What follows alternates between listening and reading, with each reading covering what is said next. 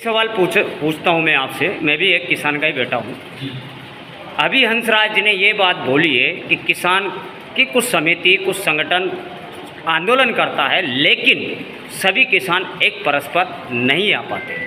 मेरा ये कहना है, क्योंकि अभी कुछ दिन पहले एक अखबार राजस्थान पत्रिका में एक खबर छपी थी, जिसमें एक किसान ने कलेक्टर से इसलिए आत्महत्या की अनुमति मांगी क्योंकि उसको उसके खेत तक जाने का रास्ता नहीं है। क्यों नहीं परस्पर बैठकर हाड़ौती के किसान संगठन ऐसे किसानों की समस्याओं का समाधान करे, क्योंकि खेती करने का उसका भी अधिकार है। सन 2002 से वो खेती नहीं कर पा रहा और प्रशासन के चक्कर काट रहा है, और 2000 से अभी 2024 में उसने आत्महत्या की अनुमति मांगी।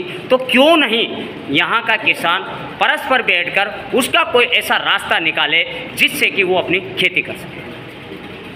मुझे लगता है कि जहाँ तक ये विशेष मामला है किसी किसान से संबंधित, तो नीतिगत सवाल में तो मैं आपको जवाब दे सकता हूँ, लेकिन ये बात जरूर है कि अगर किसान संगठन आपस में बैठ करके आपस में बातचीत करके कोई रास्ता निकाल सकें तो ये अच्छी भूमिका होगी किसान संगठनों की भी।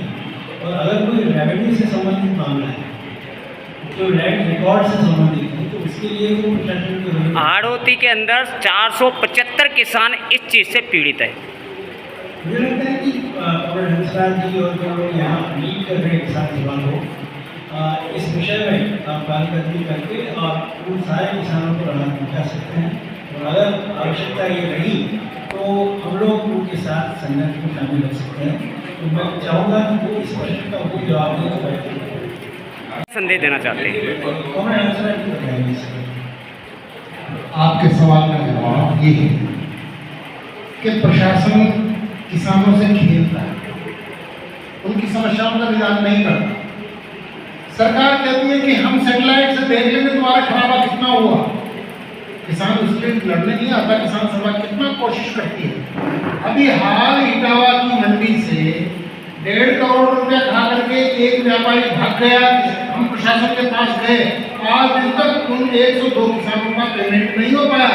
मंडी में बेची हुई सरसों का। तो ये सारा कारोबार प्रशासन के उसमें हो रहा है और ये सरकार की नीतियों से चलता है। सारा किसान लड़ रहा है, किसान एकजुट हो रहा है, किसानों के बीच में विभेद पैदा किया जाता है। और जब किसान नितांत एकाकी हो जाता है तो सबसे पहले आपके सवाल का जवाब ये है कि रास्ता किससे मांग रहा होगा? वो अपने भाई से, अपने पड़ोसी से। आपस में दिल्लियां लड़ाने का काम चल रहा है।